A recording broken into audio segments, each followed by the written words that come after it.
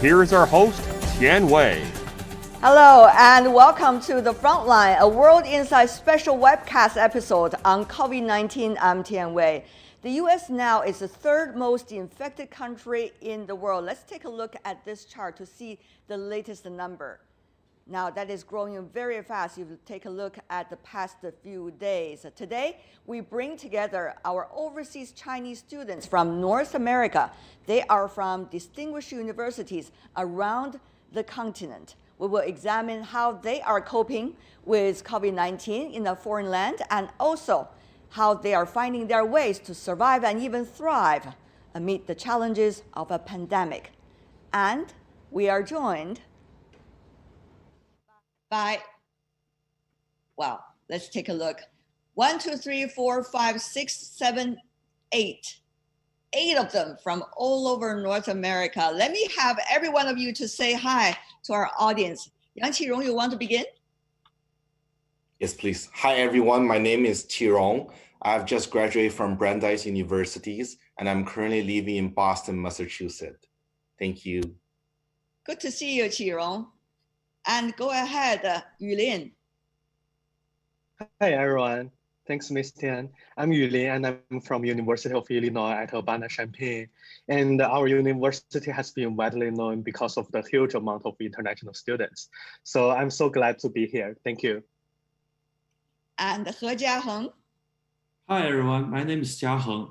I'm a junior at University of Michigan studying physics. So our university is been known by all the pioneers in the Chinese rocket science. So we're in the city of Ann Arbor. Thank you for joining us today. Thank you. Good to see you. We also have Han Zhuang. Good morning. Hi, everyone. My name is Han Zhuang, and I'm currently studying at Cornell University. I'm living in Ithaca right now. Okay, good to see you. Guo Husheng. Hi, I'm Hu Sheng, and I'm a current junior student studying Indiana University in Bloomington, Indiana, in the United States. And it's my honor to join the CGTN to share the situation about the coronavirus. Okay, we'll see how you're doing. Zhou Xueyan. Hi, this is Cheyenne Mandy Zhou here. I'm currently living in Vancouver, Canada, and I'm studying University of British Columbia. Thank you. That's nice. Good to see you. Du Yuchen. Hi, everyone. My name is Yu Chen. I'm an undergraduate student at the University of Rochester, and my major is computer science and economics. I'm also the president of Chinese Students and Scholars Association. Nice to see you guys. Good to see you. Last but not least, Jiang Yidan. Sorry for letting you waiting for too long. Okay, it's my pleasure to meet you all. I'm Yidan from Northeastern University. I'm currently living in Boston right now, and this is my graduate first year. Yeah. I'm so glad that we are joined by all of you from different places of North America, the United States and Canada. You know, many people here in China and around the world are very interested how your lives are. In order to help us to understand, one of you, Qirong from Brandeis, actually made a small video for us. Let's take a look at what he's trying to tell us. Here's what we prepared: disposable gloves, a 95 surgical mask, alcohol spray, and a large bottle of sanitizer. For the food area, we got veggie, fruit, yogurt, and even Coke. Yes, of course. You have to have Coke, right? We also prepared different types of instant noodle and hot pot soup packs, just for fun. Definitely canned food. They won't get expired until 2 years from now. Here's a little story I want to share with you guys. Last week I had a muscle pain, so I went to Mass General, one of the biggest hospitals in the East Coast. However, when I arrived, they told me that they only treat patients with respiration symptoms, like COVID-19. So I've been sent back to my home to a nearby healthcare provider. When I get to the clinic, I've been asked a long list of questions. Fortunately, I passed because I've been notified if they find out that I have been potentially exposed to coronavirus in the past 90 days, I will be thrown back to my car immediately and switch to a phone call diagnosis. That's a fun video you made for us. Qirong, great job. So you really have all the canned food and the instant noodles and all the sanitizers.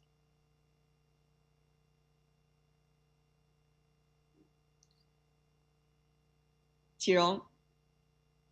Yes, as you can see there, I think that's pretty much all I prepare against the disease and the lockdown period. Yeah. When your parents saw this, what you have inside the refrigerator, well, you don't want to show them the Coke though. Are they okay with it? I mean, they are actually worried about if I can actually handle those foods in the correct orders. You know, I'm a bad cooker, so. Not the Coke first. I love your humor. You know, maybe in Brandeis, somewhere where you live, it's okay. But what about in Canada? Let me also ask Zhou Xuyuan, since you're based in Canada, in Columbia University there, British Columbia University. Tell me more about your situation. What do you have in the refrigerator? Oh, I have a lot of like fresh food and vegetables. I also have some instant noodle too because I love them so much. But mostly I have some like frozen beef fries and I cook them every day. I just love to enjoy this period and cook for my roommate for the period. And our city is not locked down yet, but we have the state of emergency. But we still can go to the residence hall to get food or go to grocery store to get some fresh vegetables. Okay. Now, when we are talking to the students coming from North America, we also want to tell you that you have a chance to also interact with them. So if you have any questions on COVID-19 for the overseas students, you can share them with us using My Opinion on COVID-19 on Facebook. You can use that so that we can know what kind of questions and interactions you want to have with our students here during the live broadcast. So we have heard a lot about your life, but have you managed to find a place to live? Because the campus is now off the limits. So where are you these days? How did you get a place to live? Who are you living with? Who are you being taken care by? Or are you taking care of somebody else? So let me ask Yulin from Illinois, University of Illinois. Thank you. So actually, I still live in my dorms because our dorm is still opening. And also, I have noticed that some of the dorms operating by the university has closed. So, but for me, at the very beginning of the quarantine time, I think my life got a little messy suddenly. And because the classes are canceled for some times and homework are being assigned by online platforms. So, and also there is no friend time and activity meetings. So after some time, I found that making schedules is a very good way to help me stay active and energetic. Yeah. Not only you are staying active, but it seems that you're also trying to help others. I was told that you prepared masks for yourselves and also for some of your great friends. Tell me more about that. How did you get the masks? So we cooperate with the Zhejiang Commerce Department in US, and they have donated around 4,800 masks to Midwest. And we donate those masks to all of the students in our universities, especially for the Chinese students. But obviously that's not enough. So we are still collecting more masks for our students here. And right now, our university has only 3 confirmed cases. But even though there's only 3 cases, everyone is taking progressive actions to protecting themselves. So you're sharing the mask. What about for others? Are you also getting masks and all the equipments ready? Yes. Yes. Shall we go to Jiaheng? Hi, everyone. Yes, so during this time, we are actually prepared, at least in Ann Arbor, because our school have an earlier spring break. And also the CSSA Chinese Student Scholars Association work start early and we get prepared. We also prepared thousands of masks and distributed to the student on the last Sunday. And just on Monday, we also collaborate with the Michigan Chinese American Coalition and donate 150 protective suits and also thousands of N95 to our UM hospital. Since UM hospital is the one are taking care of all the confirmed cases in the Washington County, which at Ann Arbor in. As for other resources, for me, actually, I have 4 weeks worth of the clean food, the clean water, foods, and mask supply. And we also are purchasing more, like in our warehouse, and the CSSA are prepared to distribute it to the students in the time of need. It sounds like everything's perfect. I know, though, that you guys work very hard in order to be where you are. Of course, to go to the university that you desire. And secondly, at this critical time, be able to be calm and also take care of yourself and even take care of the others. I really wonder what it takes and why did you stay? May I have some of you to answer that question? Maybe Han Zhuang from Cornell. Why do you want to stay? Because there are many others who want to leave too. What do you make of that choice? Sure. I guess PhD students are loving studying too much. It takes a long time for us to get back. It's a little bit hard to get back at this time. So I guess I just want to stay. And the best thing I can do is not to going out at this time and work from home. And that can give me more chance to read some books, writing proposals, and take time to do the research I need, I guess. So you just love the moment to be with yourself in a way. Exactly. And talking about being with yourself, not necessarily on campus, we have already viewers writing to us suggesting this is someone called Ying Shengu writing to us, talking about, I want to go to school. I want to go back to university. I've never loved my university as much as I do now. Certainly, distance sometimes creates beauty, as they say. What about for you? Let me ask one of the girls on our webcast, Du Yuchen, tell me more about your life. Why do you make that choice to stay? I think I have like a couple of reasons. I think it's actually more convenient for me to stay here because I still have like lots of group projects for my computer science course. So I will actually still meet my group member, which is a Chinese student. So we can work together for my homework.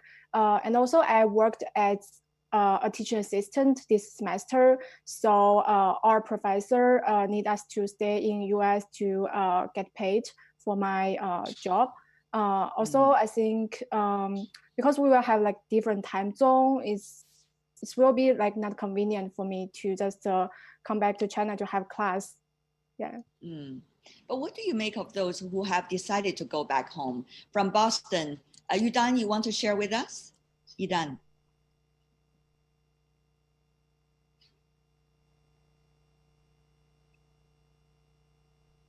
Well, we are having some difficulties reaching Yidan. I'm sure we're going to come back to her later. Yeah. What about? Okay, Yidan, go ahead. Yeah, sorry, I muted. So I taking quarterly schedule for my courses, which my spring semester will end in later of the June. So if everything goes well, hopefully my campus will resume in later of the April or May. So going back probably is not a convenient choice for me because I got a lot of homeworks and coursework. And staying in here, I think I'm fully prepared. So I got a lot of mask and sanitizer and food. Yeah, traveling back seems a lot of difficulty. So I chose to stay here. But what do you make of those who traveled back?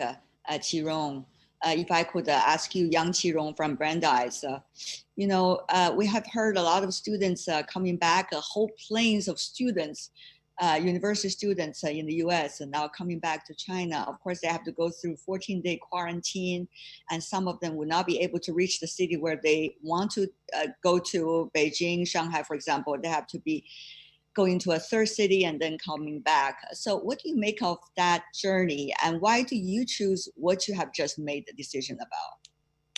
So as we can see clearly, I'm still staying in Boston. So I will answer that question first. I didn't go back because of two reasons. First, I just feel like our country is already preparing for students coming back to China already. It is already a big project for our mother country, China. So I wouldn't be part of that. I would just stay in where I'm at so that it's more convenient for me and for other people in China. And speaking of going back, I think the students from United Kingdom have a more urgent excuse to go back. So as the students in the North America, I'll just make some time and room for them. Speaking of quarantines, I actually what do you mean by the UK students has more excuse to go back home? What do you mean? Yeah, I think it's just a rumor because I feel like the US is at least taking some actions against the coronavirus outbreak, while the United Kingdom is more of relying on the human immune system itself, as at least what I've been. Yeah, I'm not sure if it's real news, but that's what I heard. So I feel like the UK students have urgent excuse to actually go back to China to take care of themselves and be safe. Yeah, that's the first reason I stay in US. And also because as we see in the video, I already bought too much food. I don't want to waste them.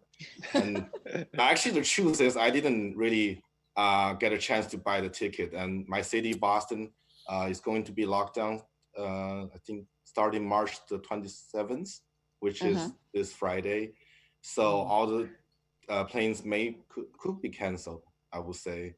So if there's too much inconvenience, I would just leave where I'm at. I believe it won't be this bad.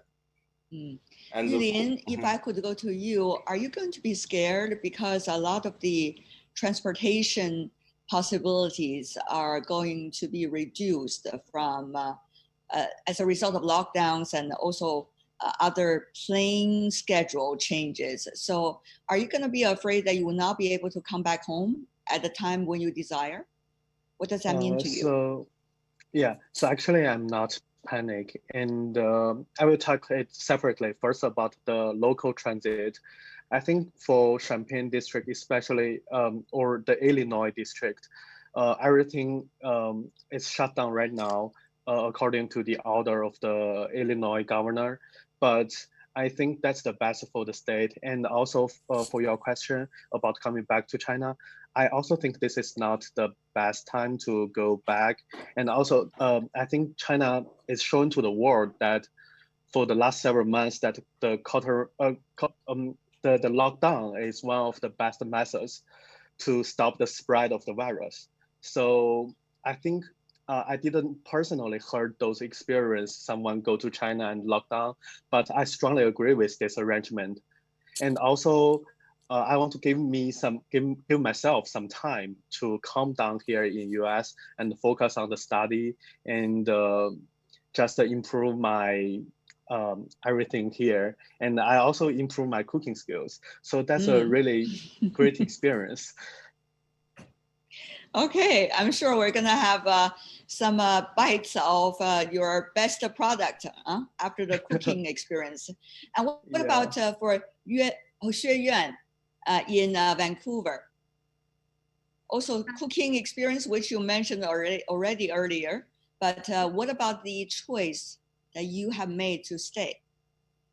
Yeah, the reason why I have choose to stay is because like our school just translate off the class to online, which is like later to off the US schools.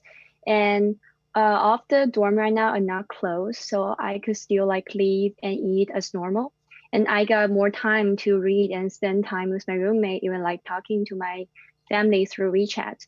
And I do agree that like the flight are canceled and some things like that are affecting the time I got back. I cannot go back on time like earlier but I will go back anyway, but maybe in 2 months later or something like that, just see how the situation goes. And we have been hearing from our viewers, Lin Peng, for example, who have been saying Take care of yourself, kids. I think they're saying Thank to all of you. Yeah. Thank you. It's very warm Thank you. words coming from them, our audience here in China, I guess, in a way.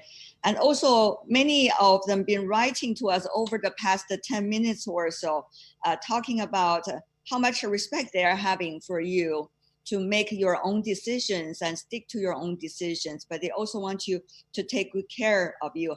And some even ask whether it is so cold in where you are that you have to wear a scarf. I didn't see any of you wear a scarf though, but anyway. And they are saying whether you are going to experience a difficult year ahead from now on. Are you prepared for that? That is coming from Sandra. Yeah, Sandra is asking about that. Do we have Han Zhuang maybe to answer that? Yeah, the weather is quite cold. That I have to say that. Iska just snowed yesterday, I think. Yeah, the year ahead will be a little messy, I guess. I plan to do my research at September, actually going back to a border city in Yunnan. But now the plan, I guess, will change a lot.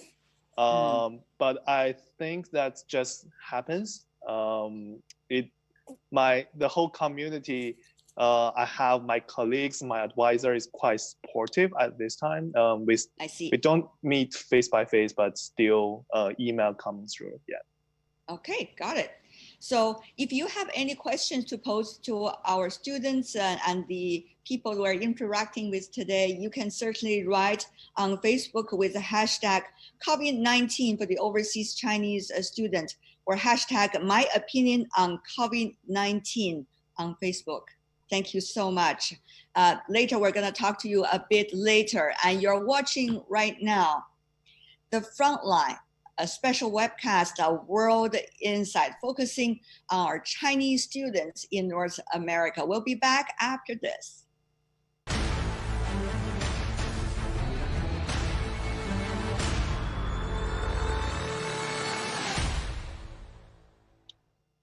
And welcome back. You're watching special webcast edition of World Insight, The Frontline, focusing on the lives of the overseas Chinese students in the United States and also in Canada. We are very interested in the lives of these students that are still in North America because there are many of them. If you take a look at this chart, you will know how many Chinese students are there studying.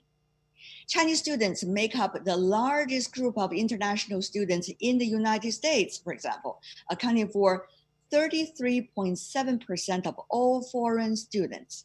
There are more than 360,000 of them in the year 2019. And who we are talking to right now are 8 of them that are now in North America. Without going into every name again, let me just pose a question to you directly. One of the things people have been talking about is whether Chinese or ethnic Chinese these days, as a result of the pandemic, are being treated unequally with racial discrimination or racial profiling. So what do you make of the current situation? Are you safe? Yes. Yes? Mm-hmm. Jiaheng, go ahead. Yeah, so at least in the city of Ann Arbor, because we're probably the second highest educated city, because the university is right here, we have a joke like there's only 40% of the population here who don't have a bachelor degrees because they're the students. So over here, the environment is safe and friendly, but there is some of the trend that there's some increasing of hostility towards the Chinese international students. But at least for most of the people, at least the educated people in America, or those people are friendly. They some even ask, like I have a great friends in Minnesota. They even text me to ask if there anything they can do for me, and send some like food supplies all the way from Minnesota. But after all, I think for people who are educated and well informed, they know that this situation not caused by us, and we are the one fight the greatest in the beginning, trying to reduce the influence of this pandemic in the world. And we do set a great example for the rest of the world to study, like how we lock down the city, how we treat our patients. So yeah, I think overall we're safe. And yeah. That's in Ann Arbor. What about in Indiana, the state of Indiana? Wusheng? So actually, I faced like two friends. They talked to me like in the campus. Some of the American students or like the domestic students talk to them, says, "Have you ever been sick? So why you wear the mask?" It's kind of like to, I mean, little bit racism. Also, it's kind of, they think the Chinese bring the coronavirus to the campus. But since the Bloomington in the Indiana, it's a small town, so everyone is safe. There are no like some horror case or some like the terrorism happened in the campus. Yeah. So I think everyone, they quarantine in the home, so everybody being the safe place. What about for you, Yulian? So actually, in Champaign, as I mentioned, University of Illinois has been known because of its diversity. And in Champaign, 20% of the students are international students. So everyone here is very open-minded to different cultures. So I didn't see any discriminations by myself, but I did see some discriminations happen in US on news report. So I do think these dangers or the discriminations is because of the lack of communication. So from my own perspective, I think Chinese students should serve as the civil ambassador for Sino-US exchanges, and the students should enhance communication. Like Chinese students should enhance communication with domestic citizens here in US. So I think if we can enhance our communications, the discrimination thing will happen. We will not happen in the future. Yeah, well, I see Qi Rong is in a way having a very unique smile on his face. Obviously, you're using big word, Yulian, when you were describing your thoughts. For example, ambassadors of a country and building the friendship and the bridge. So, Qi Rong, what do you think? Yes, I just want to echo on Yulian's point. I thought you were going to use some smaller words. Yes, exactly. So I'm not actually thinking about ambassador, but after Yulian's speech, I feel like this is pretty much the job that international students serve in the US.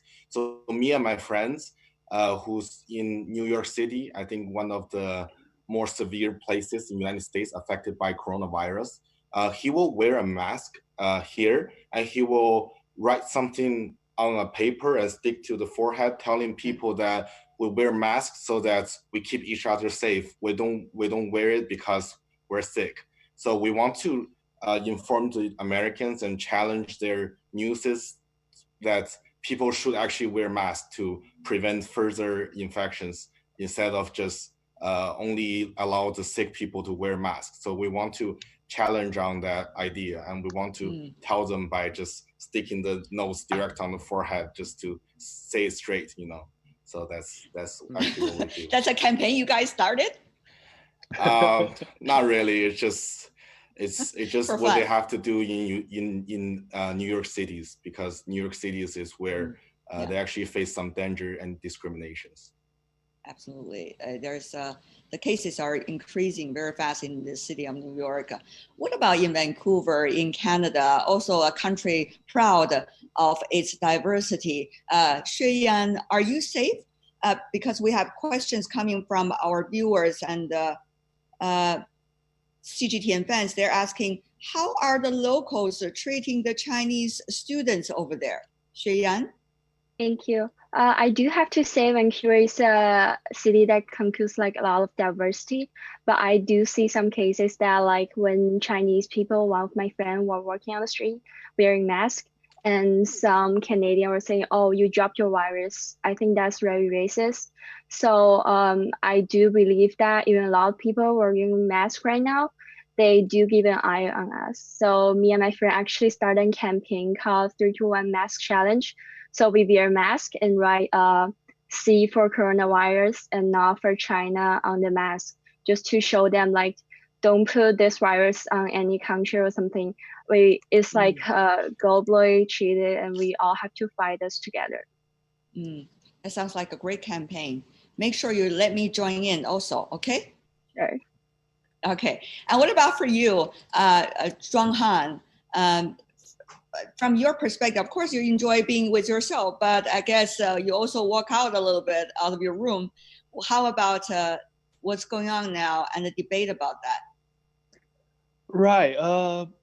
So I haven't been out for a while, and Ithaca is a relatively small city, and most of the residents here are like students and professors. So the situation is quite calm and well still. And as I mentioned before, our community is still really supportive. I can receive emails from my colleagues and also advisors telling me that we should stay together as a community and try to fight racism at this stressful time together. So I really appreciate all the support my friends and colleagues gives me. And I think that's especially important at this time to receive these warm notes. So I can tell my families that I'm pretty safe and confident to stay here alive. Alive, of course. Of course, you're going to thrive. Not only that. How about you, Chen? I think my situation is quite similar as in Cornell, because we are a relatively small city. So like people are relatively calm, and we just study at home. But I think some like parents worried about us. So our Chinese Students and Scholars Association, we also like organize some events to help students to keep calm. For example, we purchased 1,000 masks and send them free to students here. So I think we should just, as a member of CSSA, we want to like let more Chinese students here to feel we have a warm family here during this bad time. I see. While we are talking, we can see things are getting really serious. The latest news is Japan, according to CNN reports, and the International Olympic Committee agreed to delay the 2020 Tokyo Games until next year. That is being announced by the Prime Minister of Japan, Shinzo Abe. One could tell things are getting really serious. I'm sure it will also have an impact on all our lives. Having said that, though, one thing is very important for every one of you, because most of you are belonging to the only child generation. You're the only child of the family as a result of one child policy. So how you been interacting with your parents and family at home? How would you make sure the communication is smooth?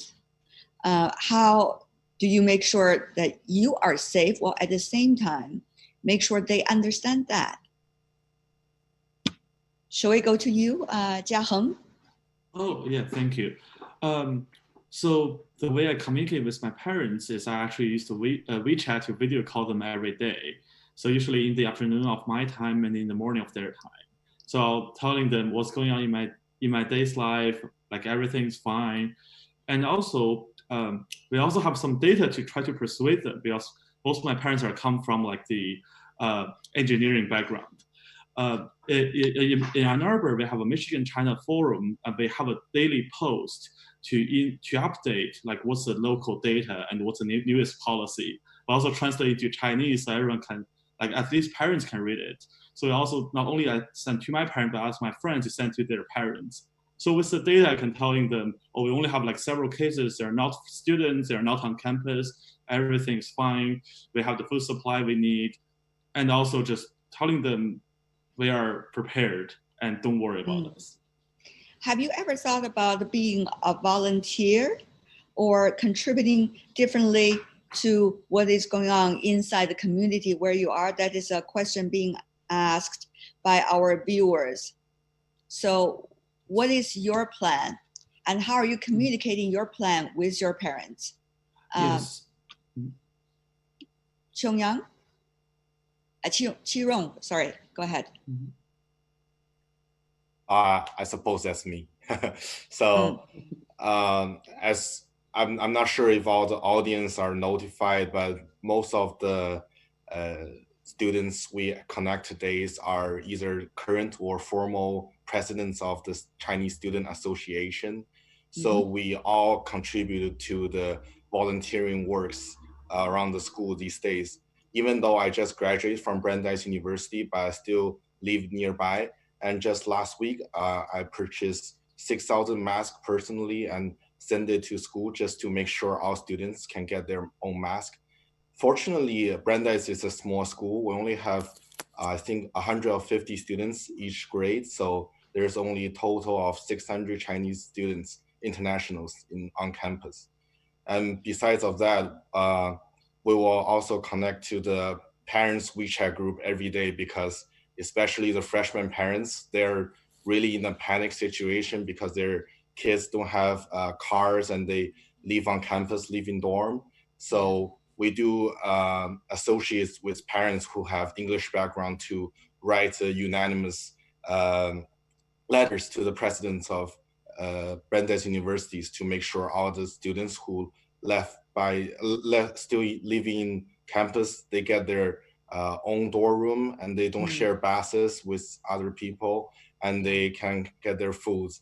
And I think we do all the things we can do to support and to just calm down the parents because, you know, overseas, everything, just parents, they care about their kids so much. And we just want to tell them that, you know, we're grown men, we're adults, and we already do everything we can to keep us safe. And we'll keep on posting and updates to the parents. I think that's all as a child we can do right now. All right. For the young gentleman like you, you're not only doing something for your own family, but also trying to help others. What about young ladies joining us? Yidan, tell me about your situation and whether to join as a volunteer or other ways to contribute to the community.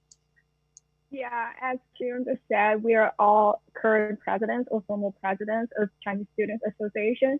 So we'll definitely use the power of our organization to try to get masks, all the medical stuff for students to protect themselves. As for myself, I buy the alcohol spray online really early and try to get as much as I can. So to make sure that all my friends, if they don't have them, I got them backup. And also speak of the discrimination, some stuff like that. I think it's all about communication and culture shock. So like for Americans, they think wearing masks only when you are having illness or they don't wear it for protection. So last week I go to the post office to ship some masks for my friends, and a young lady just waiting in line in front of me, and she saw I wear a mask, and so we have a little chat. I told her that how serious situation that China has been through, and all the medical staff, they devoted their effort to save people's life, and all the protection or the method we use. So just let them know it's worth it, and they will understand. Yeah. So yeah, fortunately she's very nice and friendly. She listened to my advice. And she said, yeah, we should do that. The lockdown stay at home advisory is definitely going to work. Yeah. I see. It's not a small chat. It's a pretty long chat, I have to say. Well, hopefully it works. Yeah, it seems it worked. Having said that, though, I mean, you guys have to deal with the life together with your beloved ones back at home. You know, earlier, the situation in China was very severe in terms of the epidemic.